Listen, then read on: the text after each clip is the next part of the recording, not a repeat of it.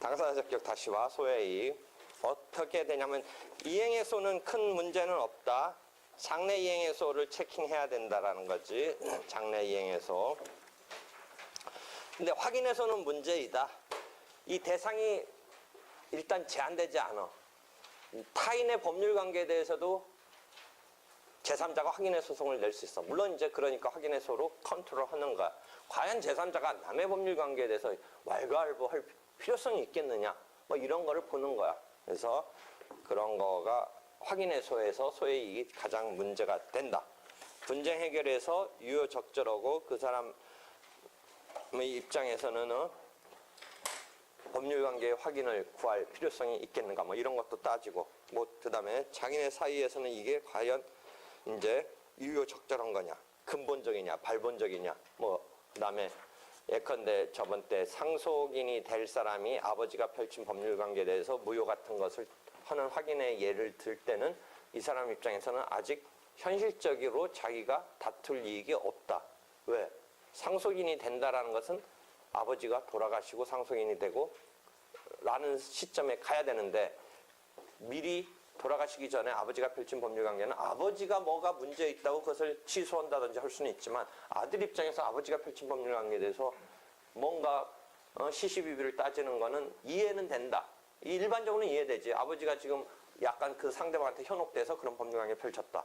라는 것 때문에 자기가 상속분이 옳게 안 온다. 라는 마음은 이해는 되지만 아직은 자기는 상속인으로서 아버지의 법률관계에 대한 시점은 아직 안 된 거다. 뭐 그런 거지.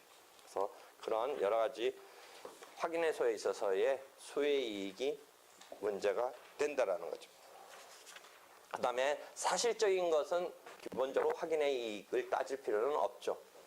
그런데 증서 진부 확인의 소라고 해서 사실적인 진정 여부에 대한 확인의 이런 케이스가 있다. 250조가 조문이 하나 있다. 그렇지만 이것도 그 사실적인 확인이 결국은 어떤 법률관계의 다툼에 있어서 필요한 경우에 이 서면에 대한 증서 진부를 확인하는 것이니까 걸쳐서 좀 이렇게 시야를 확대해서 보면 결국 법률관계의 싸움에 필요한 거다. 이 자체는 사실적인 확인이지만 그렇게 이해하면 되죠. 그 다음에 형성의 소의 이익에 있어서 형성의 소라는 것 또는 그것에 따른 형성 판결이라는 것은 여러분이 실체법에서 형성권 배웠지만 그 형성권, 실체법에서 형성권은 해제권, 취소권 이런 것 등은 의사표시에 의해서 그 자체 요건은 충족해야 하지만 의사표시에 의한 그 단계인데 여기서 말하는 형성의 소, 형성 판결은 그게 법원의 판결을 통해서 판결로서 취소되거나 형성적인 결과가 생기는 경우를 형성의 소, 그것에 따른 형성 판결이라고 한다.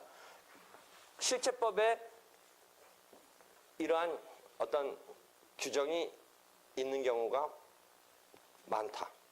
그래서 그것에 따라서 실체법에 원고적격, 피고적격이 등장하기도 한다.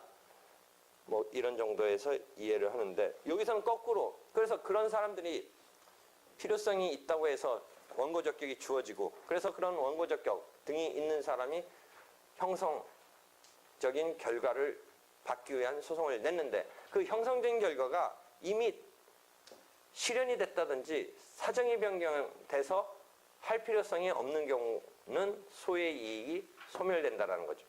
혼인 취소 소송은 일정한 사람이 낼 수 있는데 중혼에 대해서 더블 중복된 혼인에서 취소송을 냈는데 결국 이혼했다면 더블로 된 상황이 해소되는 거 아니냐라는 거죠. 그다음에 그렇지만 혼인 무효의 경우는 그 무효라는 게 소급되니까 지금 해소된 거 말고도 뭔가 혼인 무효를 가져올 필요성이 있는 경우도 있을 수 있으니까 그건 소의 이익이 꼭 소멸됐다고 볼 수 없다라는 거죠. 혼인이 해소됐다고 그래도 혼인이 해소되는 정도가 아니죠. 혼인 무효는 왜냐하면 여러분이 혼인 무효와 혼인 취소는 어떤 상황을 한번 생각하면 이해가 빠르냐면 뭔가 혼인에 문제가 있어서 취소 내지 무효가 되는데 그 사이에 애가 태어났다고 쳐봐요.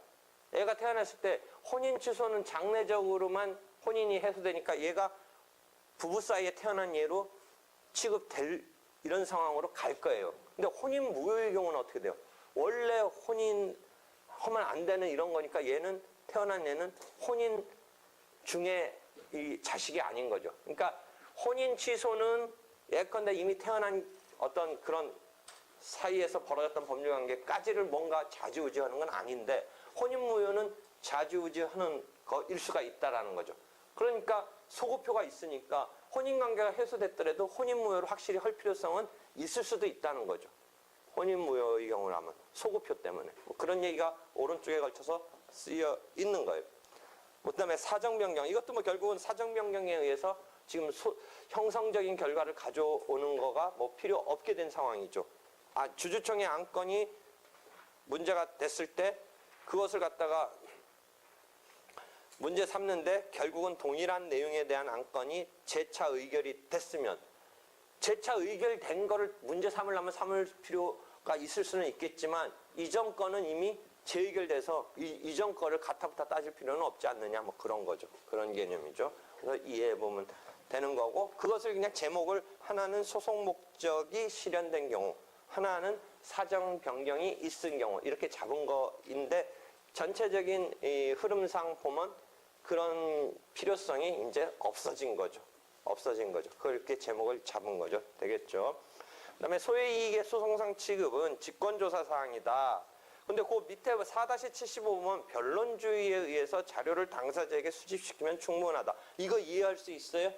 저번 때 어려운 건데 본안에 관한 심리와 소송 요건에 관한 심리 설명했을 때 소송 요건의 직권조사 사항이라는 의미를 한번 설명한 바가 있어요. 소송 요건은 직권으로 갖췄는지를 개시를 해야 된다는 의미의 직권이고 실제 이제 개시돼서 판단을 함에 있어서는 이쪽 본안에서의 변론주의라는 그 자료 수집에 대해서 당사자한테 맡겨진 원칙에 대칭되는 이 상황이 즉 변론주의와는 대칭되는 용어는 직권탐지주의인데 순수한 민사사건 말고 행정사건 등에 있어서는 약간 실체적 진실 이런 거가 필요하기 때문에 변론주의보다는 직권탐지주의적인 요소가 세요. 그거는 당사자한테만 맡겨지는 게 아니라 뭔가 밝혀야 되는 거가 직권적으로 할 필요성도 크기 때문에 그래서 하여튼 변론주의는 순수한 민사사건은 자료 수집에 대해서는 당사자한테 맡겨져 있고 이 변론주의에 대칭되는 용어가 직권탐지주의인데 그렇다면 이쪽으로 넘어와서 소송요건에 대한 거는 이제 법원이 따져야 되는 개시는 해야 되는데 직권으로 따져야 되는데 따지기 위한 자료 수집은 어떠냐 이 부분에서 소송요건마다 어떤 공익적인 측면의 소송요건이냐 사익적인 측면의 소송요건이냐 만약 사익적인 측면의 소송요건이면 변론주의가 작동하고 공익적인 측면의 센 소송요건이면 직권탐지주의가 작동하고 그 다음에 그 중간 과정에 뭐 직권조사라는 어떤 자료 수집의 얘기도 하기도 하고 거기가 좀 복잡하고 이해하기 어렵다라고 했던 그거 관련해서 소외이익은 당사자의 협격과 마찬가지로 기본적으로 그 본안의 것을 떠나서 딱 독립적으로 따질 수는 없어요. 잘 생각해보면 당사자 협격과 소외이익은 표리일체인데 본안을 전제로 너한테 그런 자격이 있느냐 이 사건이 그럴 필요성이 있느냐 이런 거가 본안하고 어우러져서 판단할 수밖에 없으니까 직권탐지주의가 아니라 변론주의적인 어떤 그런 자료 수집이 요청되고 있다. 그 말이에요. 이해할 수 있죠. 그러니까 변론주의에 의해서 자료를 당사자에게 수집시키면 충분하다. 직권적인 탐지적인 이런 것까지로 갈 필요는 없는 그러한 소송 요건이다. 당사자 적격과 마찬가지예요. 이 소의 이익은.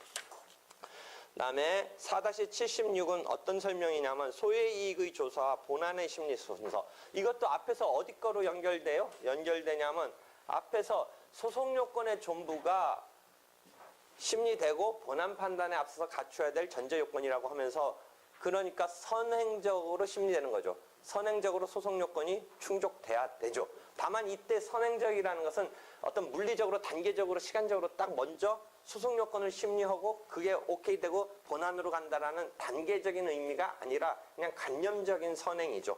본안 판단에 앞서서 통과해야 된다라는 것이죠. 그 다음에 또 하나 문제됐던 건 소송 요건의 존부가 가타부터 확정되지 못한 상태에서 본안적인 심증은 기각적인 심증이 들었다면 기각적인 심증이 들었다면 곧바로 소송 요건을 마지막까지 체킹하지 않은 채 기각 판결로 나갈 수 있겠느냐. 원칙은 소송 요건의 전부가 통과해야 본안 판단을 할 수 있는 건데, 그래서 새로운 이론은 가능하다라는 발상도 하기 시작했다. 그거와 관계되는데 여전히 통설적인 입장은 소송 요건은 본안 판단의 전제 요건이니까 소송 요건의 심리가 완전치 못한 상태에서 설사 기각적인 심증이 들었을 때 기각을 해줄 수 있겠느냐에 대해서는 그렇게 보지 않는데 그런 새로운 입장도 있기는 하다. 그 부분과 연관이 되는 거죠. 그 다음에 소의 이익을 갖추지 못한 때는 부적법한다까지가 됐죠. 되겠어요? 그래서 소의 이익에 관한 설명 마저 하고요.